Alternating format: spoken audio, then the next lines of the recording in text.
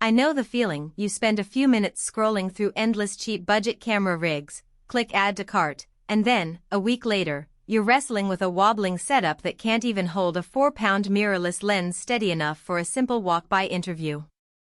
The regret sets in fast, especially when you realize you've paid for a piece of gear that does more harm than good. That's why I dug into forums, watched a handful of real-world test videos, and actually read what people were saying after months of use before I even considered the Easyrig MiniMax from 16:9. If you want to see the exact product page, the link is in the description if you want to check the product details on Amazon. What makes the MiniMax different from the $30-ish handheld gimbals you see everywhere on TikTok is that it's built around a load capacity that actually matches the weight range of most prosumer cameras, from a featherlight 4.4 pounds mirrorless body up to a 15.4 pounds DSLR with a medium zoom. The moment you attach a 10-pound Sony A7 series with a 2435mm kit, the rig doesn't sag or wobble, the arms stay locked, and you can actually feel confidence that the autofocus motor isn't fighting a piece of cheap plastic. That confidence translates straight into better focus pulls when you're shooting a moving subject, say a kid on a bike or a dog sprinting across a park, because the camera stays where you point it, not where the rig decides to flex. I've heard a lot of creators complain about low light performance dropping the moment they add a stabilizer, especially if the rig needs its own battery pack. The MiniMax gets around that by using the camera's own battery and a simple 12V power source that plugs into the rig's base. In practice, you can leave the battery on your Sony or Canon, walk out of a dimly lit venue, and still have enough juice to keep the rig balanced for a 10-minute handheld interview. There's no extra weight of a separate power brick, which is a relief if you're already lugging a lens kit and a microphone.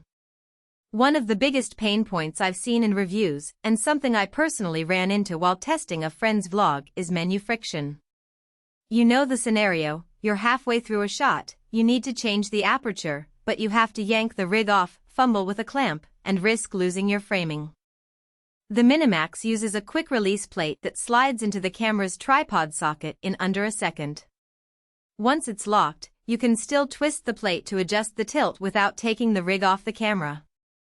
That means you can keep the shot composition intact while you fine-tune the focus ring.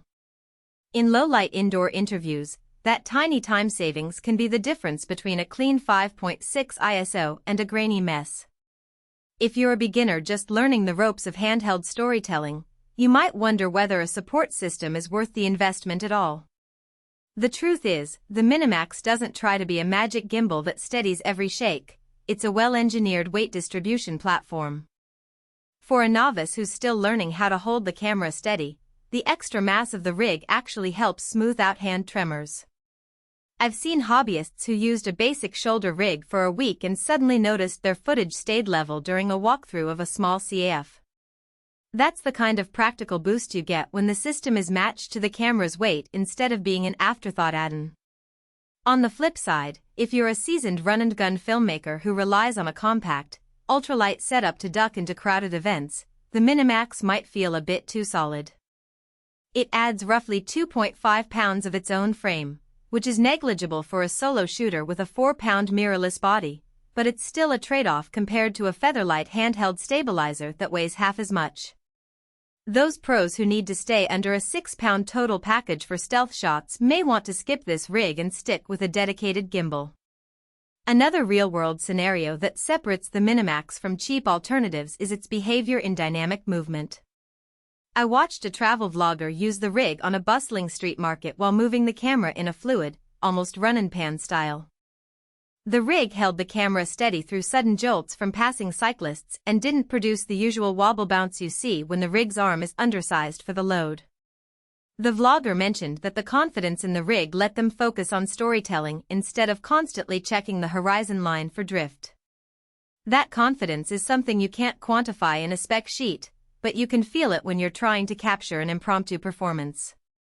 Practical weaknesses do exist, though. The arm hinges, while sturdy, have a limited range of motion before you start feeling a slight resistance. If you need to swing the camera from a low angle to a high angle in a single take, you'll have to pause and readjust the arm rather.